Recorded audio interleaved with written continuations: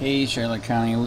This is Charlotte County COPWATCH, and we have another story of corruption here in actually Sarasota, Florida. Here now, the sheriff is not doing anything about a very bad situation. It's and basically this is about who you know, who you blow. Connections. Are you rich? Are you not? But as you see here, justice for Candied man in Sarasota County prosecutor get her killer. I just talked to the people that are involved with the situation, and yeah, this is a really bad, sad cover-up. The guy that killed her is a very rich person in Sarasota. Said that this dog was a threat, and took his gun out and shot at her 5 times. And in fact, shot at her while the dog is running away, which is absolutely not needed. And we come to find out in this story that like I said, this is a very rich family. They know the sheriff and his office. They donate to him. They go to the same rich, arrogant parties, etc. So the sheriff is not going to do any charges against the guy, even though, like I said, he almost hit the dog owner himself, which is sad. So I mean, they could get him under a bunch of different laws: brandishing a weapon, discharging a weapon, almost hitting somebody else. When you're shooting at a dog that's running away, that is absolutely not needed. That means you should not have a gun when you're shooting at a dog running away. So this story is really interesting. I found it on a friend of my page this morning on Facebook. That's one thing that Facebook is good for, and that, like I was telling them too, YouTube is good for getting the stories out too. So a couple news organizations have got on this, but it's been 50-50. As you see, they're doing a petition on change.org. Please do. They already got 3,400 supporters on that. They got their Facebook page here. Go to that. They're keeping people updated all the time. As you can see, this is a good dog, rides on a boat with the owner. That's the owner. You know what I mean? I don't know. Does this dog look vicious? I don't think so. Help these people out. Make a comment if anybody knows a lawyer. Because, like I said, this is so corrupt down here. It's who you know, who you blow, and these is a super rich family that knows a sheriff, and that's why the sheriff is doing nothing. Unbelievable. Shot his 38 5 times at this dog, including as the dog's running away. Unbelievable. But here's ABC7 did a thing on it. You can make comments on their Facebook page. She said ABC7 was 50-50 on their support. They kind of support the rich guy. Sad. And then Herald Tribune did a thing on it. Beloved dog shot dead, and this is the dog that's dying in ambulance. They spent $10,000 trying to save their dog, and then, like the person told me, in the end, nothing happened to the guy that shot. In fact, they said it's so corrupt that they didn't even get a written statement from him, just a verbal, and that's it. And the sheriff did nothing, the prosecutor did nothing. Now they're going higher up to the state attorney, there's also an investigation bureau for corruption at the police and the sheriff level that the Florida state can look into. So contact these people, help them if you can. With money, if you know a lawyer, any other techniques that they can take down this psycho for executing a dog, including while the dog's trying to run away. And in fact, the guy was so crazy with the gun, when he shot the dog twice out of the 5 shots, and the dog's running away, shot the guy's tire out while he's running, in his car trying to bring the dog to the dog hospital emergency room. His tire went flat because the guy shot his tire too. So that's how close everything happened, and so fast. And more corruption here in Florida. Unbelievable.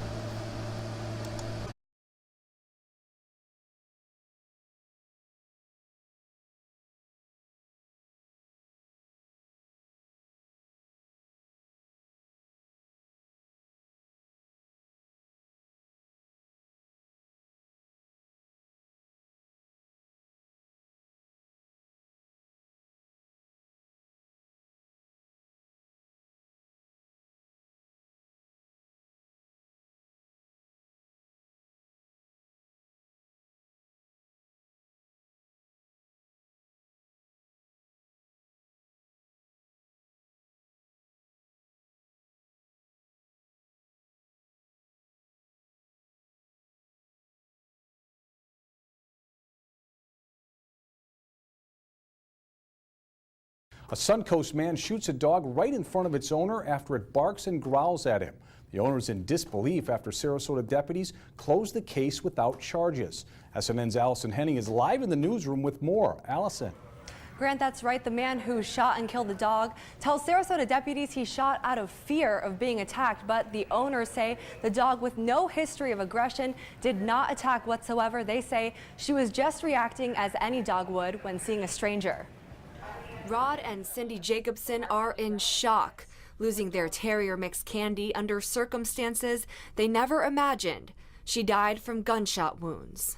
I'm always not that far from being in tears over it because we were just so connected, and it was such a meaningless way of losing her life. It happened November 18th on this gated Luella Lane property in Nokomis, a place where Jacobson kept his boat for years and visits weekly, always with Candy by his side. My right-hand dog, exactly. The property owner's grandson, 25-year-old Zachary Dieterle, approached Jacobson and his dog. When she saw him and didn't recognize who he was or know who he was, she started barking at him. Jacobson says Dieterle kicked at Candy and she ran toward his truck, still barking. Then gunfire. At that point, I saw Candy turn and run sort of away from us towards my boat, and he shot, I believe, 2 or 3 more times because I saw them hitting in the ground. Out of touch with reality, I just asked him, "Did you just shoot my dog?" He said, "You're damn right I did, and I will do it again."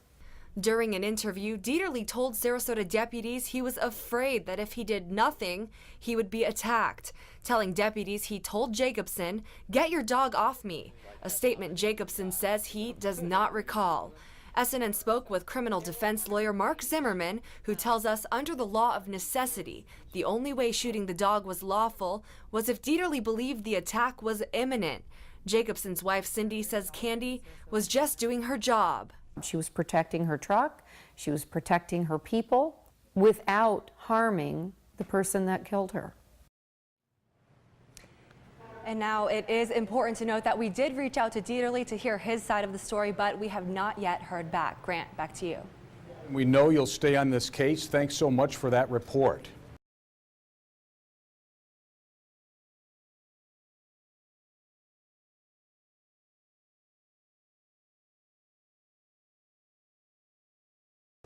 Welcome back. The owners of a dog that was shot and killed in Nokomis last November are continuing their push for justice. A man with a concealed weapon told Sarasota County Sheriff's deputies he felt threatened by Candy, a Staffordshire Terrier mix, when he fired the fatal shots. ABC 7's Rick Adams has the details. I'm here at the home of Rod Jacobson and his wife. Right back there was Candy's room. It sits very quiet now. A lot of folks are saying they want justice to be done in the shooting. This is the bloodstained dog bed from that fateful day in the middle of last November when Candy was shot and killed. 25-year-old Zach Dieterle told deputies he was protecting himself from an overly aggressive dog. Candy's owner says she was just barking and not attacking. I heard 2 shots come out, which was surprised. It would be, and then it became very almost surreal because I did not picture this sort of thing evolving from her happily playing in this area. The shooting happened on a property owned by Dieterle's grandfather. It's a place where Jacobson was allowed to keep his boat. After an investigation, the Sarasota County Sheriff's Office decided not to file any criminal charges against Dieterle. They say based on the evidence and statements provided from the shooter and Candy's owner, Dieterle had the right to protect himself while using a legal concealed weapon. The dog became aggressive. It was barking. Mr. Dieterle tried to take some preventive measures before shooting the animal by trying to kick the dog away from him. 2 bullets did strike Candy, and efforts to save her life failed. Jacobson and his wife Cindy Watson have started a Justice for Candy Facebook page, which has received interest from thousands of people. Thousands more have signed a petition. The couple is fearful that this will continue to happen more often. They say this could give gun owners free rein to shoot and kill pets. We cannot allow people to shoot dogs for barking. I mean, that's a dog's job. A dog barks to alert that there's somebody here, somebody they don't know. The couple will appeal the decision, even though the sheriff's office says this case is closed. Jacobson remains very saddened about losing Candy, an animal who was truly man's best friend. If I would go anywhere when she was with me, she would keep an eye on me and follow me and always want to be with me. Well, it certainly has been a rough holiday season for Candy's owners. They say they will continue to fight this. Candy's shooter could not be reached for comment. Reporting from Nokomis, I'm Rick Adams, ABC 7, your Suncoast News.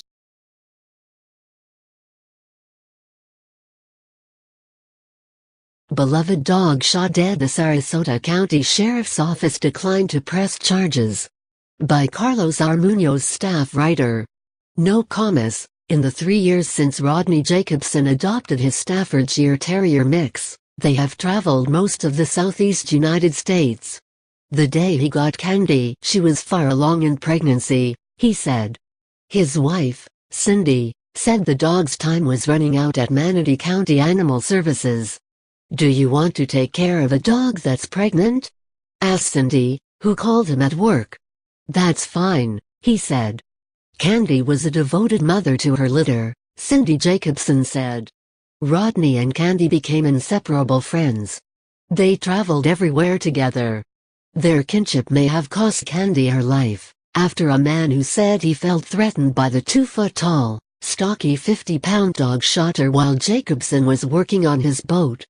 Jacobson said the man shot the dog based on her appearance as a pit bull and filed a complaint with the Sarasota County Sheriff's Office a day after the shooting. The Sarasota County Sheriff's Office declined to press charges, saying in a report that Zach Dieterle, 25, of Nokomis, who had a permit to carry the weapon, acted lawfully. The case raises questions about Florida's gun and self-defense laws, which Jacobson said are too vague. Candy was roaming freely around Jacobson's truck while he decorated his boat for the Venice Boat Parade at 220 Lowella Lane in Nokomis. He said he has kept the boat on the 10-acre, enclosed lot for years with the permission of the landowner, his friend Jeffrey Dieterle of Venice, who is Zach Dieterle's father. Jacobson said he and his dog had permission to be on the property. Zach Dieterle said he saw a vehicle he did not recognize on the property and then saw Jacobson near the shore. He called his name Rodney and walked toward the dock about a short distance away, according to the sheriff's office reports. Candy was lying underneath the truck about 70 yards from Jacobson. Dieterle got close to the truck and Candy came out barking at him. Jacobson had already started walking towards Dieterle, and said he was within a few feet when Dieterle kicked at the dog and it ran away. The dog came back out seconds later still barking and was crouching down. Dieterle said Candy appeared to be in an attack stance, reports stated. "Get your dog off me," Dieterle told deputies, he said. Dieterle said Jacobson did not move, so he drew a revolver from his pocket and shot twice at the dog. "Did you just shoot my dog?" Jacobson said. "You're goddamn right I did," Dieterle said, according to the reports. Jacobson said in an interview with the Herald Tribune on Tuesday that the moment was surreal. He saw Candy run away and said Dieterle continued to shoot at her. He saw the bullets hit the earth behind her. Jacobson did not try to stop Dieterle. He went to the boat and found his dog bleeding. He carried her to his truck and loaded her in the back. He said Dieterle berated him for having a pit bull on his family's property. Jacobson left the property, but halfway to the Sarasota Veterinary Emergency Hospital his truck tire went flat. He said he thinks it was struck by a bullet. He drove the rest of the way on a flat and the tire rubber shredded from the rim. Detectives told Jacobson that Dieterle was permitted to use deadly force because he was in fear for his life. Voicemails left for Dieterle for comment were not returned. Jacobson said he did not think the situation escalated to the point where a gun would be needed. "It seems to me, looking at the situation, regardless what his justification statement is, it was wrongdoing," Jacobson said. "I really was concerned that if he shot my dog there was no reason he wouldn't shoot me for the same reason." The Jacobsons are appealing to the state attorney's office and the sheriff's office for clarification about the law, which they said was too vague and could result in more heartache. "I lost a dog I was very close to," Jacobson said. "He got rid of a dog he apparently didn't like. He came out of it fine by shooting my dog." Cindy Jacobson said she fears the interpretation will allow people to kill pets under the blanket of fear. The law just needs to be fixed, or there will be many other very sad people who have lost their animals for barking or wiggling wrong, she said. Criminal defense attorney Derek Bird said the same rule that applies to a human applies to animals when it comes to self-defense. The question becomes, if a person reasonably believes that serious bodily injury is coming their way, they are able to stand their ground and use deadly force. Though, if the animal is retreating, saying you are exercising deadly force in self-defense would be hard to prove.